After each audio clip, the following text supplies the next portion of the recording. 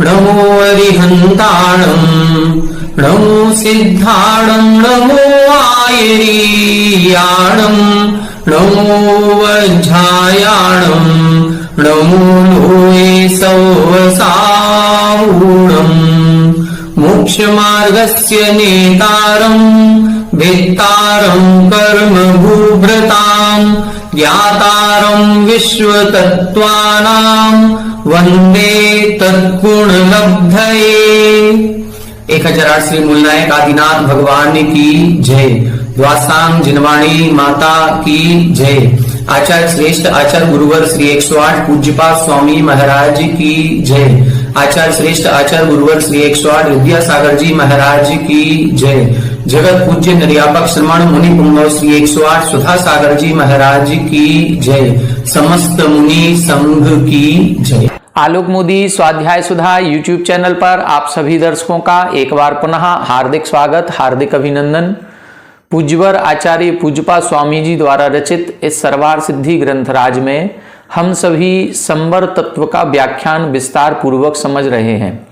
संवर तत्व के व्याख्यान में इन्होंने गुप्ती, समिति, धर्म, अनुप्रेक्षा, परिसहजय और चारित्र इन प्रमुख क्रियाओं का उपदेश दिया था, जिनमें से गुप्ती, समिति और धर्म इन पर विस्तार से चर्चा हो चुकी है। पूर्व 2-3 कक्षाओं से हम अनुप्रेक्षाओं पर चर्चा कर रहे हैं। अनुप्रेक्षाएं 12 होती हैं और इन 12 प्रकार की अनुप्रेक्षाओं का चिंतन करने से हमें वैराग्य की उत्पत्ति होती है अथवा हमारा वैराग्य दृढ़ होता है।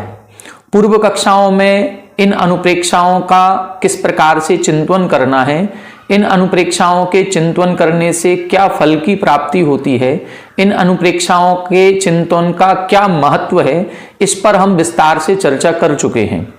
और पूर्व कक्षाओं में इन 12 अनुप्रेक्षाओं में से कुछ अनुप्रेक्षाओं पर चर्चा भी अपनी हो चुकी है, जिनमें अनित्य भावना, असरण भावना, संसार भावना, एकत्व भावना, अन्यत्व भावना, असुचि भावना, आश्रव भावना और संवर भावना, इन भावनाओं का स्वरूप हम समझ चुके हैं।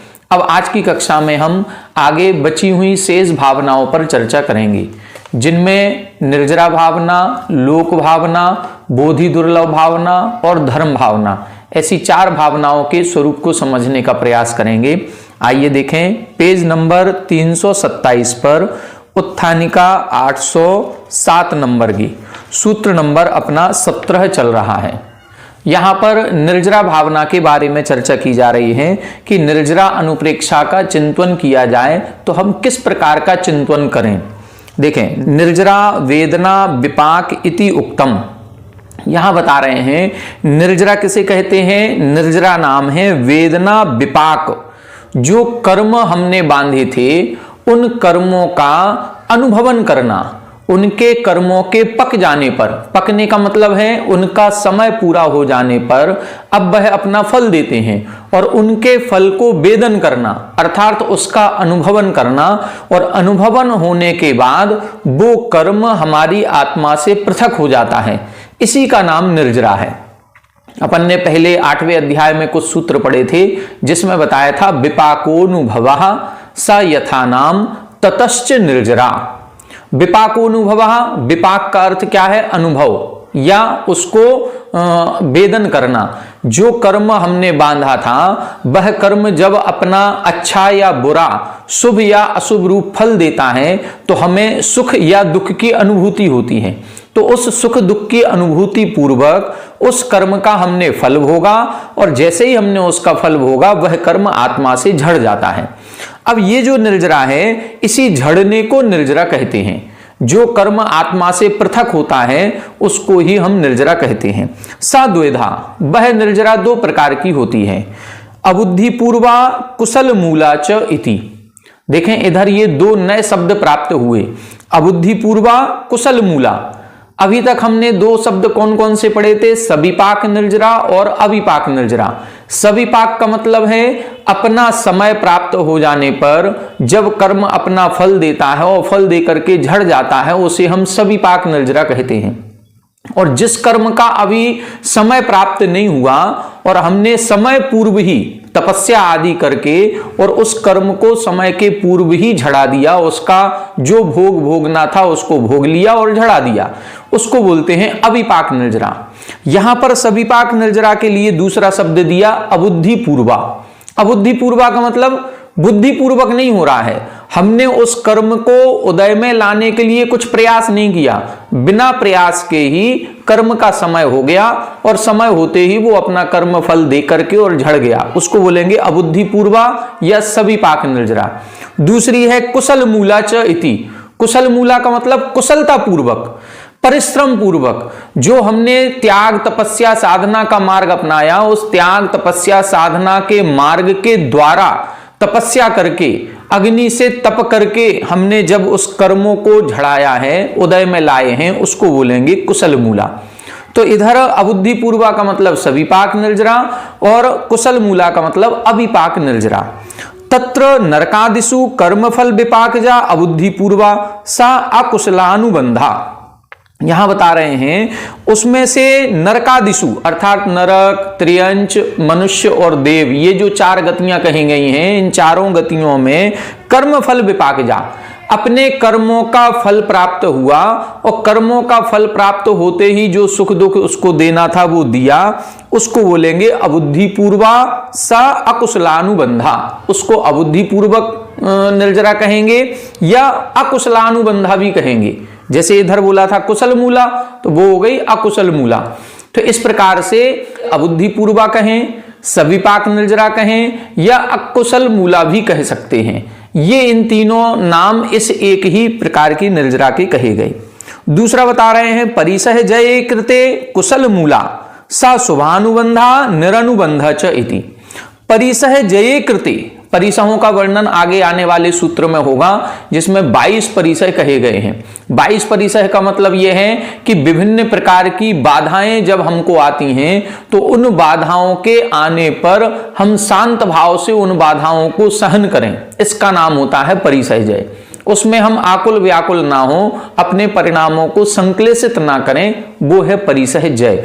तो परिसह जय कृते अर्थात परिसह जय होने पर कुशल मूला वो दूसरी अविपाक निर्जरा होती है। हमको भूख की वेदना हो रही है, प्यास की वेदना हो रही है, मुनि बनने के बाद जब पैदल विहार करते हैं तो कंकड़ आदि भी चुभते हैं, पैरों में थकान भी होती है, सब कुछ होता है। 22 प्रकार के परिसह कहे गए हैं, उनका वर्णन अपन विस्तार से आगे पढ़ेंगे। उन 22 प्रकार के परिसहों के होने पर कुशल मूला दूसरी कुशल मूला या अविपाक निर्जरा होती है। अब वह जो अविपाक निर्जरा है वो अविपाक निर्जरा पुनः 2 प्रकार की होती है।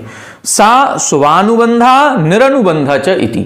शुभानुबंधा निरनुबंधा मतलब वह जो कर्मों की निर्जरा हुई है, हमने आज उपवास किया और उपवास करने पर ऐसा नहीं है कि हम प्रतिदिन 2 बार भोजन कर रहे हैं, 3 बार भोजन कर रहे हैं तो जिस दिन हमने उपवास किया उस दिन भूख ही नहीं लगेगी। नहीं, भूख तो हमें उसी समय पर लगेगी ही लगेगी, और जब भूख लगेगी तो उस भूख की वेदना भी होगी। हमको पानी पीने की दिन में 24 घंटे में हम 20 बार पानी पीते थे और आज हमने उपवास किया है, वो भी निर्जल किया है, हम 1 बार भी पानी नहीं पिएंगे। तो ऐसा नहीं है कि आज प्यास नहीं लगेगी, प्यास तो जैसी लगती थी वैसी लगेगी और ज्यादा तीव्र लगेगी, लेकिन उस प्यास के और भूख के लगने पर भी हम अपने परिणामों को व्याकुल नहीं करेंगे और ये सोचेंगे कि इन भोजन को करते हुए या इस पानी को पीते हुए हमें अनंत भव निकल गए, हमें अब इन विषय भोगों में नहीं रमना है, इसलिए हमने कर्मों की निर्जरा के लिए इसका त्याग किया है।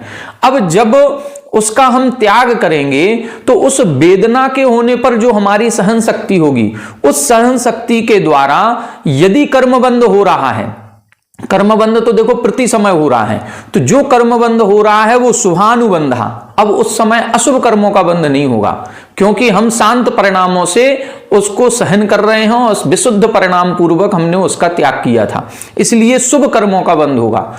दूसरा, अथवा वह निर्जरा ऐसी होगी निरनुबंधा, मतलब कर्मों का बंध ही नहीं होगा, जब हम प्रारंभ के कुछ गुण स्थानों में, चौथे गुण स्थान, पांचवें, छठवें, सातवें आदि गुण स्थानों में ये परिसह जय करते हैं तो इनसे शुभानुबंधा, शुभ कर्मों का बंध होता है।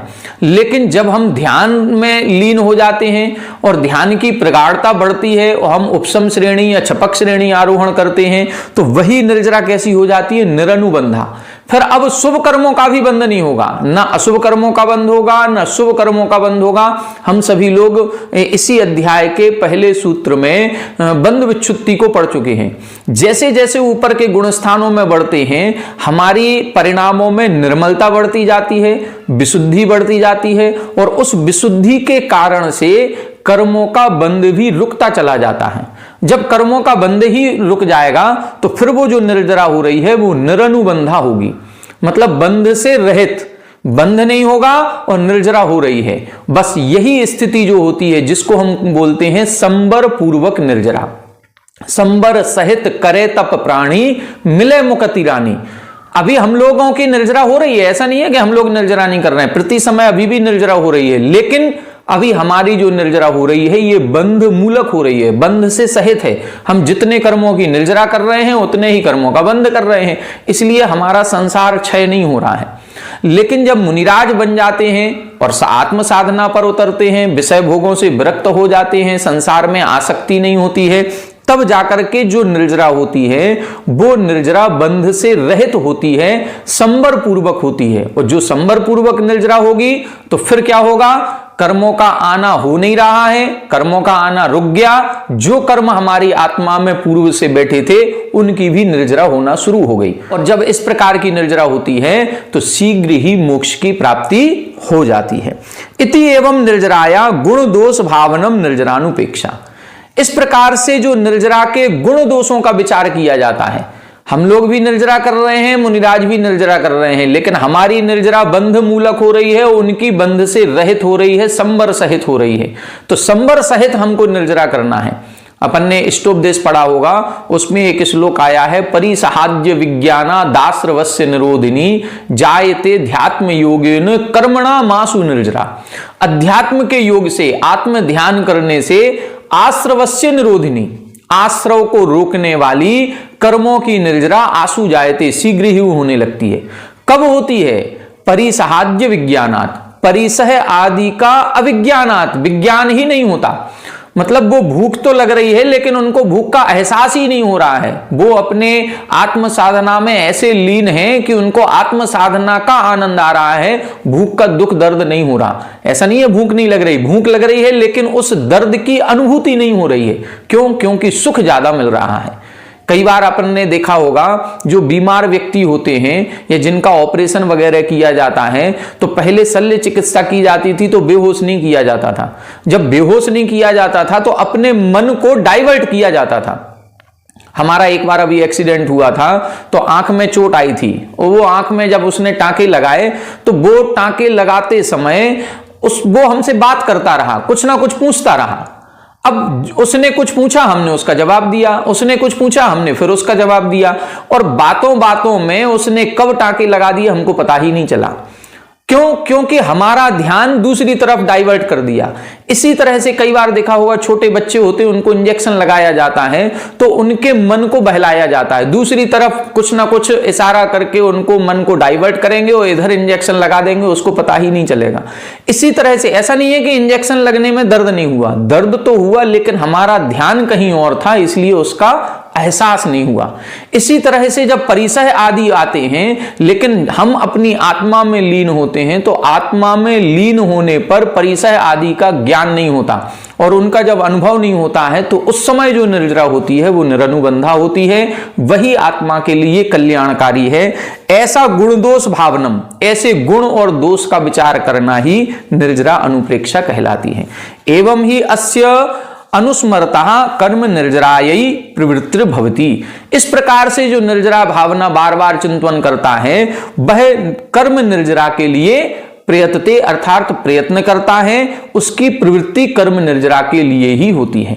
फिर वो परिसह आदि को सहन करने में उसकी शक्ति बढ़ती है, उसको आनंद आता है। क्यों? क्योंकि इससे ही कर्मों की निर्जरा होगी। आगे देखें लोक भावना का स्वरूप 808 नंबर। लोक संस्थान आदि विधि व्याख्यातः समन्तात् अनंतस्य अलोकाकाशस्य बहुमध्य देश भाविनो लोकस्य संस्थान आदि विधिर व्याख्यातः। यहां बता रहे हैं लोक संस्थान आदि विधिर व्याख्यातः, लोक का आकार कैसा है इसका पूरा व्याख्यान हम कर चुके हैं। तीसरे और चौथे अध्याय में अपन ने लोक का पूरा विस्तार से वर्णन पढ़ा है। लोक में, तीन लोक में मध्य लोक कैसा है, अधोलोक कैसा है, ऊर्ध्वलोक कैसा है, ऊर्ध्वलोक में स्वर्गों की संरचनाएं किस प्रकार से हैं, उनके विमानों का अवस्थान किस प्रकार से है, नरकों में भी बिल किस प्रकार से हैं, उनकी संख्या कितनी है, उनके पटल कितने हैं, कौन से नारकी को किस प्रकार से दुख मिलता है, मध्य लोक में कितने असंख्यात द्वीप समुद्र हैं, उनका अवस्थान किस प्रकार से है, ये सब कुछ अपन ने पूरा विस्तार से पढ़ लिया। अब इधर बता रहे हैं समन्तात अनंतस्य लोकस्य, मतलब जो अनंत अलोकाकाश है उस अनंत अलोकाकाश के बहुमध्य देश भाविनो, उसके बिल्कुल बीचों बीच संपूर्ण लोकस्य संस्थान आदि विधि, संपूर्ण लोक विद्यमान है और उस लोक का पूरा व्याख्यान अपन कर चुके हैं। तत्स्वभाव अनुचिंतनम लोकानुप्रेक्षा, उसके स्वभाव का अनुचिंतन करना ही लोक अनुप्रेक्षा कहलाती है। कुछ लोग कहते हैं कि ये लोक की संरचना पढ़ने से क्या फायदा, क्यों पढ़ें हम इसको। कई लोग तत्वार सूत्र को पूरा पढ़ते हैं लेकिन तीसरा और चौथा अध्याय को छोड़ देते हैं, उसको नहीं पढ़ते हैं। वो कहते हैं छठवें और सातवें अध्याय पर चर्चा करो, आश्रय और बंध पर चर्चा करो। अरे तीसरा चौथा अध्याय यदि छोड़ने योग्य था तो आचार्य उमा स्वामी जी ने क्यों लिखा। क्यों ऐसे हमारे कई सारे प्रमुख आचार्य हुए हैं जिन्होंने त्रिलोक सार, त्रिलोक पन्नति जैसे ग्रंथों को रचना की, नेमी चंद्र, सिद्धांत चक्रवर्ती, इन्होंने तीन लोक का पूरा वर्णन किया। क्यों किया? यदि तीन लोक का वर्णन करना इतना ही बेकार और व्यर्थ की चीज थी कि जिसको हम पढ़ने में ही इंटरेस्ट नहीं ला रहे हैं, तो फिर उन आचार्यों ने क्यों लिखा। ये बेकार की चीज नहीं थी, ये लोकानुप्रेक्षा है। साथ ही धर्म ध्यान के अपन आगे चल करके 4 भेद पढ़ेंगे, उनमें भी एक भेद होता है संस्थान विचय नाम का धर्म ध्यान। उस संस्थान विचय धर्म ध्यान में इसी लोक का चिंतन किया जाता है। अब इस लोक के चिंतन में हमें लंबाई चौड़ाई पर विशेष ध्यान नहीं देना है, हमें यह ध्यान देना है कि इतना बड़ा लोक होने के बाद, इतने सारे देवों के विमान होने के बाद, इतने सारे 84 लाख नरक होने के बाद, असंख्यात द्वीप समुद्र होने के बाद, इतनी सारी गतियों में ऐसी एक भी गति नहीं जिस गति में हम गए ना हो, ऐसी एक भी पर्याय नहीं जिस पर्याय पर हम पहुंचे ना हो, ऐसा एक भी विमान नहीं जिस विमान में हम उत्पन्न नहीं हुए हो। जब अपन ने इसमें संसारणो मुक्ताश्च इस सूत्र की व्याख्या पढ़ी थी तो उसमें क्षेत्र परावर्तन, क्षेत्र परावर्तन में क्या आएगा, यही देखना है पूरे तीन लोक का कि तीनों लोकों में एक भी प्रदेश ऐसा नहीं है जिस प्रदेश पर हमने जन्म ना लिया हो। आज हम छोटे छोटे एक प्लॉट खरीदते हैं, थोड़ी सी जमीन खरीद रहे हैं, एक मकान हमने बना लिया, उससे ममत्व कर रहे हैं। लेकिन जब हम ये क्षेत्र परावर्तन पढ़ेंगे तो हम कह रहे हैं कि अपन इतने से क्षेत्र के लिए लड़ रहे हैं, जबकि ऐसा तीनों लोकों में एक भी क्षेत्र नहीं जहां पर हमने जन्म ना लिया हो, जहां पर हमने मरण ना किया हो। एक भी पर्याय ऐसी नहीं जिस पर्याय पर हमने जन्म ना लिया हो, जिस आयु को हमने प्राप्त ना किया हो। एक भी परमाणु ऐसा नहीं जिस परमाणु को हमने ना भोगा हो। तो जब ये लोकानुप्रेक्षा का चिंतन करते हैं कि हम 31 सागर तक की आयु को अनंतों बार भोग चुके, ऐसा नहीं है कि देव हम कभी बने ही ना हो इसीलिए हमारी इच्छा हो रही है कि हम एक बार देव बन जाएं। नहीं, देवों के भोगों को भी हम भोग चुके, नरकों के दुखों को भी हम सहन कर चुके, निगोद पर्याय के जो जन्म मरण के दुख हैं उन दुखों को भी हमने कई बार भोगा है। तो ऐसे समस्त भोगों को भोगने के बाद अब यहां पर समता भाव को धारण करना है। अपन ने एक छेढ़ाला की पंक्ति पढ़ी होगी कि नहु न करे न धरे को, सठ द्रव्यमयी न हरे को, सो लोके माही बिन समता, दुख सहे जीव नित्र भ्रमता।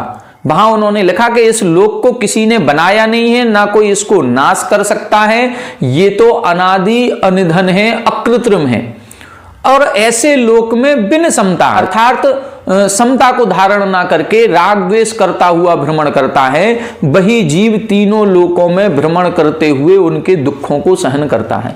लेकिन यदि हम समता भाव धारण कर लें तो इन तीनों लोकों में जो हम घूम रहे हैं, कभी मनुष्य से देव बन रहे हैं, कभी देव से त्रियंच बन रहे हैं, कभी त्रियंच से नरक जा रहे हैं, ये हमारा परिभ्रमण छूट जाएगा। तो तीनों लोकों को जब हम आकृति इसको पढ़ें तो हमको ये देखना है कि एक भी स्थान ऐसा नहीं है जहां हम उत्पन्न नहीं हुए हों, एक भी विषय भोग ऐसा नहीं है जिन विषय भोगों को हमने ना भोगा हो। ये सारा सब कुछ समझने का है। तत्स्वभाव अनुचिंतनम लोकानुप्रेक्षा, ऐसे इसके स्वभाव का अनुचिंतन करना ही लोकानुप्रेक्षा कहलाती है। देवों के विषय भोग भी एक दिन नष्ट हो गए। हम सोचें 33 सागर 31 सागर की आयु मिली, 9 ग्रैविक तक हम गए हैं तो 31 सागर की आयु को भी हमने भोगा है, लेकिन वह भोग 31 सागर की आयु भी एक दिन समाप्त हो गई। हम उस पर्याय को भी नियत नहीं रख सके, उन विषय भोगों को भी लंबे अनंत काल तक के लिए नहीं रख सके, वो भी नष्ट हो गए। तो फिर इस भाव में ये जो पर्याय हमें मिली है, इस पर्याय में जो विषय भोग मिले हैं उनको हम नियत कैसे मान सकते हैं, बस यही चिंतन करना है। एवं ही अस्य अध्यवस्यतः तत्व ज्ञान विशुद्धिर भवति, इस प्रकार से जो तीनों लोकों का चिंतन करता है उसके ज्ञान में विशुद्धि बढ़ती है और फिर परिणामों में एक अलग निर्मलता आती है। इस प्रकार से लोक अनुप्रेक्षा का चिंतन करना चाहिए। आगे देखें बोधि दुर्लभ भावना, ये सबसे महत्वपूर्ण भावना है कि हमें जो चीज मिली है उसकी दुर्लभता तो समझें।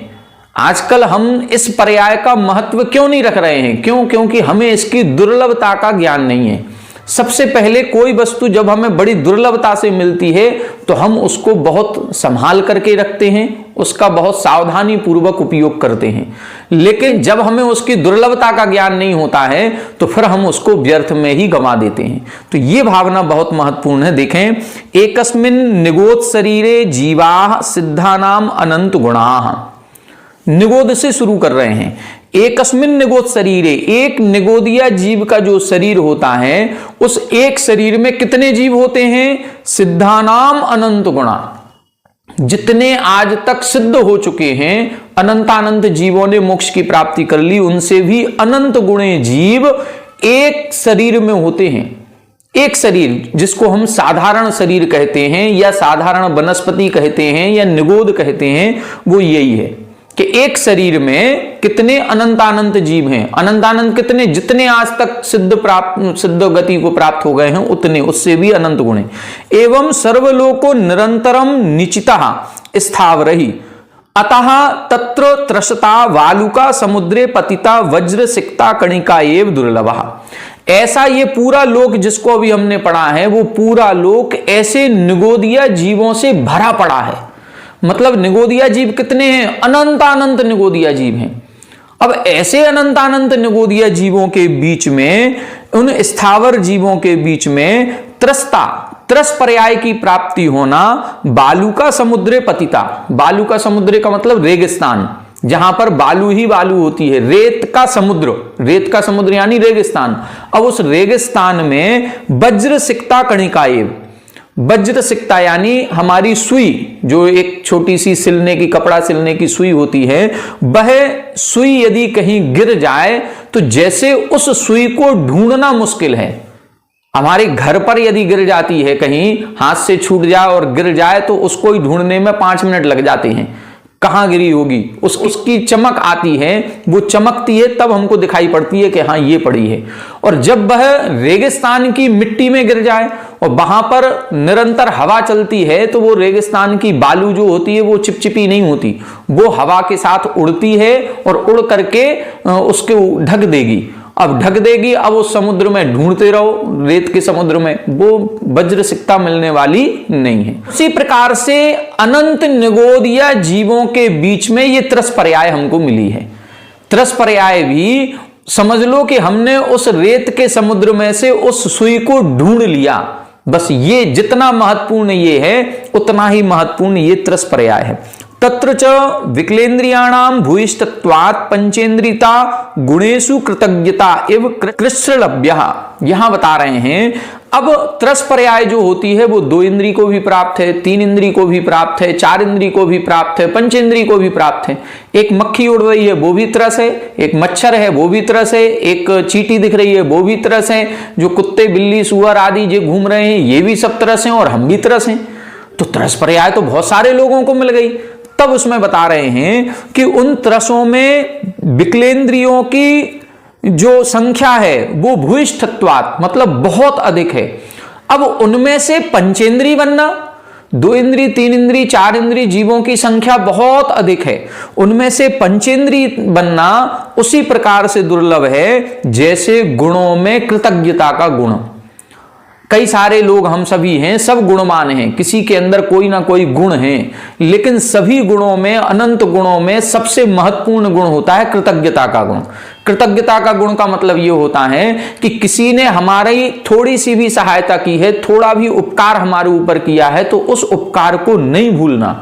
हम समय समय पर जब भी उसका प्रसंग आए तो उसका नाम बोलें कि इन्होंने हमारे ऊपर ये उपकार किया था। लेकिन आज का जमाना स्वार्थी जमाना है और स्वार्थी जमाना होने से हमारे ऊपर कई लोग उपकार करते हैं, लेकिन हम उस सारे उपकार को भूल जाते हैं और यहां तक कह देते हैं कि आज तक तुमने हमारे ऊपर किया क्या है। अपने माँ बाप से भी ये कह देते हैं, अपने रिश्तेदारों से भी कह देते हैं, अपने सगे संबंधियों से भी ये कह देते हैं कि आज तक तुमने हमारे लिए क्या किया, कुछ भी नहीं किया। मतलब सारे उपकारों को भूल जाते हैं। तो जिस प्रकार से अनंत गुणों के बीच में कृतज्ञता का गुण महत्वपूर्ण है, उसी प्रकार से सारे 2 इंद्री 3 इंद्री 4 इंद्री पंचेंद्री जीवों में पंचेंद्री प्राप्त होना यह भी दुर्लभ है। तत्र च त्र्यक्षु पशु मृग पक्षी सरीसृपादिषु बहुषु सत्सु मनुष्य भावः चतुष्पथे रत्न राशि रिव दुरासवः। अब पंचेंद्री बन गए, लेकिन पंचेंद्रियों में गाय वो भी पंचेंद्री, भैंस भी पंचेंद्री, कुत्ता भी पंचेंद्री, अन्य सारे पशु पक्षी कई सारे पंचेंद्री हैं। तो ऐसे सरीसृपादिषु जो छिपकली है और अन्य सरीसृप आदि जो कई सारे जानवर होते हैं, उनके बीच में मनुष्य भाव को प्राप्त करना उसी प्रकार से दुर्लभ है जैसे चतुष्पथे यानी चौराहे पर कोई रत्न रखा हो और उस रत्न की प्राप्ति हमें हो जाए, ये उसी प्रकार से दुर्लभ होता है। जैसे अपन कहते हैं कि किसी अंधे को कोई रत्न मिल जाए, वो भी कहां पर, बीच चौराहे पर। किसी का रत्न गिर गया और वो रत्न गिरा कहां, बीच चौराहे पर, जहां पर हजारों लोग आ रहे हैं जा रहे हैं, सब कुछ हो रहा है, और वह चौराहे पर गिरने के बाद किसी अंधे को मिल जाए, बस उसी प्रकार से है।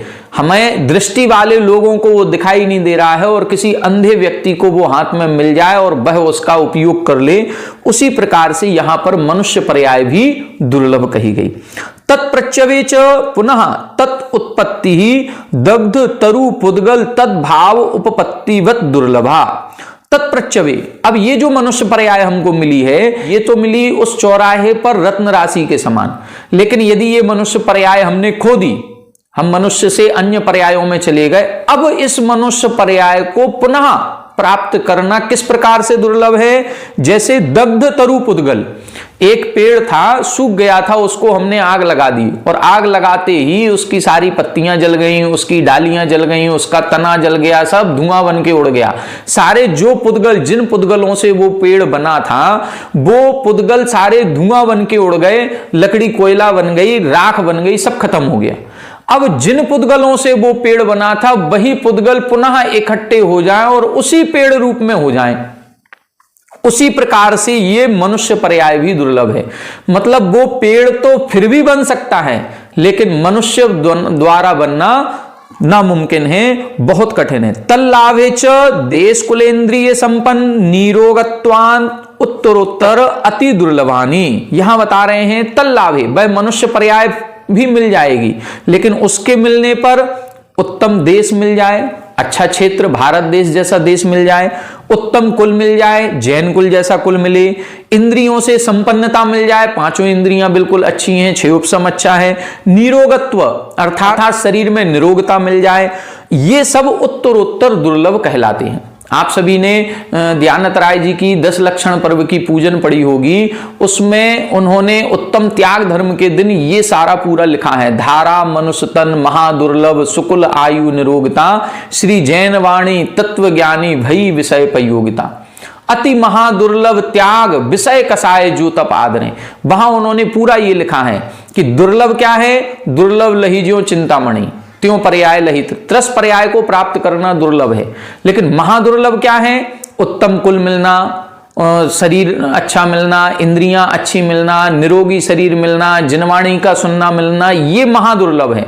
और महादुर्लभ के बाद अति महादुर्लभ है कि ये जिनवाणी को पढ़ने सुनने के बाद त्याग विषय कसाएं, पंचेंद्री के विषयों का त्याग करना और 4 कसायों का त्याग करना, ये जिसने कर दिया वो अति महादुर्लभ है। और उसने ही अपने स्वर्णमयी मंदिर पर रत्नों का कलसा आरोहण किया है। इस प्रकार से उधर लिखा गया है, यहां पर भी वही बता रहे हैं। सर्वेषु अपि तेषु लब्धेषु सद्धर्म प्रतिलंभो यदि ना स्यात् व्यर्थम जन्म बदनमिव दृष्टि विकलम। सर्वेषु अपि तेषु लब्धेषु, हो सकता है जैसे हम आप हैं, हम सबको ये सब मिल गया, मनुष्य पर्याय भी मिल गई, इंद्रियां भी मिल गई, उत्तम कुल भी मिल गया, जिनवाणी का सुनना भी मिल गया, सब मिल गया। लेकिन सद्धर्म प्रतिलंबो यदि ना स्यात्, ये सब कुछ मिलने के बाद सही धर्म को हमने प्राप्त यदि नहीं किया है तो फिर हमारा जन्म उसी प्रकार से व्यर्थ है जैसे वदन मिव दृष्टि विकलम, जैसे एक व्यक्ति को बिल्कुल अच्छा सांगोपांग सुंदर शरीर मिला है लेकिन वो आंख से अंधा है। अब आंख से अंधा है, दृष्टि से रहित है, तो उसका सुंदर शरीर भी किसी काम का नहीं है। उसी प्रकार से यदि हमें मनुष्य पर्याय उत्तम कुल सब कुछ मिला लेकिन धर्म के मार्ग पर हम आगे नहीं बढ़े तो ये मनुष्य पर्याय उसी सुंदर शरीर के समान है जो आंख से अंधी है या रहित है। तमेव कृच्छलभ्यम धर्मम अवाप्य विषय सुखे रंजनम भस्मार्थ चंदन दहन मिव विफलम। और क्या बता रहे हैं, हो सकता है कि किसी व्यक्ति को धर्म में भी रुचि हो गई, धर्म में सारी रुचि होने के बाद भी विषय सुखे रंजनम, फिर भी पंचेंद्रीय विषयों में सुख की प्राप्ति में उसको आनंद आ रहा है, तो उसने क्या कर दिया, भस्मार्थ चंदन दहन में विफलम, उसने धर्म को पढ़ करके और क्या मांगा, बस ये अपनी सुख समृद्धि केवल मांगी है, विषय भोगों को मांगा है। तो उसने क्या कर दिया, राख चाहिए थी और राख के लिए चंदन दहन में चंदन की लकड़ी को जला दिया, उसी प्रकार से वो दुर्लभ कर दिया उसने, मतलब व्यर्थ कर दिया। एक दोहा लिखा गया है कि जो कोई नर मूढ़ अज्ञानी साज मतंगन ईंधन ढोवे, धूल भरे सोने बर्तन में अमृत सो अपने पग धोवे, काग उड़ावन के कारज जो फेक महामणि मूरख रोवे, तो यह मूरख मूढ़ बनारसी नरभव पाय अखारद खोवे। वहां 3-4 उदाहरण दिए उन्होंने। क्या उदाहरण दिया, जो कोई नर मूढ़ अज्ञानी साज मतंगन ईंधन ढोवे, ईंधन ढोना था तो हमने सजे हुए हाथी को, जिस सजे हुए हाथी पर लोग सवारी करते हैं, सवारी करके देश में निकलते हैं, नगर में भ्रमण करते हैं, लेकिन उसने क्या किया, सजे हुए हाथी से ईंधन ढोने का काम किया। मतलब उसका जो सदुपयोग करना चाहिए वो ना करके उसको व्यर्थ में ईंधन ढोने में लगा दिया। अरे ईंधन ढोना था तो वो तो गधे से भी ढुलवाया जा सकता था, लेकिन हमने सजे हुए हाथी से ईंधन ढुलवाया। दूसरा, धूल भरे सोने बर्तन में, हमारे पास सोने का कलश था लेकिन उस सोने के कलश में हमने क्या भर दिया, धूल भर दी, तो उस सोने के कलश का दुरुपयोग कर दिया। हम चाहें तो सोने के कलश को अपने घर पर सजा करके रखते, मुनिराजों का पड़गाहन उससे करते, अपने घर में मंगल स्वरूप एक कलश होता है उसको रखना चाहिए। तो सोने के बर्तन में धूल भर दी और क्या, अमृत सो अपने पग धोवे, हमारे पैर गंदे हो गए थे और हमारे पास अमृत था, उस अमृत से हमने अपने पैर धो लिए। मतलब पानी से जिस गंदगी को दूर किया जा सकता था उसको दूर करने के लिए हमने अमृत का उपयोग कर दिया, तो हम जैसा मूर्ख कोई नहीं। और क्या लिखा, काग उड़ावन के कारज जो फेक महामणि मूरख, हमारे पास सुमणि थी, चिंतामणि रत्न था, लेकिन हमारे जहां हम बैठे थे, जिस पेड़ के नीचे बैठे थे, वहां एक कौवा बहुत जोर जोर से कांव कांव कर रहा था, हमारी नींद डिस्टर्ब हुई तो हमने वही रत्न उठाया और उस कौवे को उड़ाने के लिए उसी को फेंक करके मारा। अब जैसे ही उस कौआ तो भले उड़ गया, लेकिन वो बहुमूल्य रत्न तो हमारे हाथ से चला गया कि नहीं। बस उसी प्रकार से इधर बता रहे हैं कि जैसे ये चार उदाहरण देख करके समझाया है कि ये चारों बहुमूल्य चीजों को हमने व्यर्थ गंवा दिया, ऐसे ही यदि हमें मनुष्य पर्याय मिली और मनुष्य पर्याय प्राप्त करके हम विषय भोगों में ही लिप्त हो गए तो हमारा ये मनुष्य पर्याय प्राप्त करना बेकार हो गया। विरक्त विषय सुखस्य तु तपो भावना धर्म प्रभावना सुख मरणादि लक्षण समाधि दु अवापः। इसके बाद विरक्त विषय सुखस्य, जो विषय सुख से विरक्त हो गया है, जो तपो भावना कर रहा है, तप आदि को धारण कर रहा है, धर्म की प्रभावना कर रहा है और मरणादि लक्षण कि सुख पूर्वक मरण करें, समाधि पूर्वक मरण करें, इस प्रकार की भावना होना और ज्यादा दुर्लभ है। ये दुर्लभ से भी दुर्लभ है। तस्मिन् सति बोधि लाभः फलवान भवति इति चिंतनम बोधि दुर्लभ अनुप्रेक्ष। ये भी हो जाता है, हम मुनि बन जाएंगे, मुनि बन करके खूब तपस्या भी कर लिए, समाधि पूर्वक मरण भी कर रहे हैं, लेकिन उस समाधि पूर्वक मरण करते समय कैसे परिणाम हो रहे हैं, उन परिणामों के समय कहा गया कि बस यही हमें जिंदगी में प्राप्त करना था, यही सर्वोत्कृष्ट कार्य है। उस समाधि मरण की प्रशंसा करना, उस समय प्रसन्न होना, आनंद भाव होना, ये आनंद भाव होना ही बोधि दुर्लभ अनुप्रेक्षा कहलाती है कि हम आनंद के साथ इन परिणामों को खूब सराहें कि हमने बहुत पुण्य किए होंगे, जो मनुष्य पर्याय मिली, जो हम मुनि बन गए, जो हम त्याग तपस्या कर रहे हैं और आज हमारे जन्म जन्म का पुण्य है जो हम समाधि पूर्वक मरण कर रहे हैं। उस समय ये जो भावना होती है वही बोधि दुर्लभ अनुप्रेक्षा कहलाती है। एवं ही अस्य भावयतो बोधिम प्राप्य प्रमादो न कदाचित अभिभवति। इस प्रकार से जो बोधि दुर्लभ भावना करता है उसके कदाचित भी प्रमाद नहीं होता है, उसके फिर असावधानी नहीं होगी। और जिसको ये दुर्लभता पता होगी कि मनुष्य पर्याय कितनी दुर्लभ है, समाधि पूर्वक मरण करना कितना दुर्लभ है, वो मरते समय एक एक मिनट एक एक सेकंड सावधान रहता है और नमोकार मंत्र पढ़ते हुए ही अपने प्राणों को छोड़ता है। इस प्रकार से आज की कक्षा में अपन ने 2-3 भावनाएं देखी। अभी एक भावना इसकी धर्म भावना और रह गई है, उसको अपन आगे की कक्षाओं में पढ़ेंगे। और साथ ही 22 परिसहों का वर्णन इसमें आएगा कि 22 परिसहों को सहन करने का क्या महत्व है, क्यों 22 परिसहों को सहन किया जाता है, इसका वर्णन भी अपन आगे की कक्षा में पढ़ेंगे। आज की कक्षा में इतना ही। आप सभी हमारे साथ बने रहें। सभी को जय जिनेंद्र।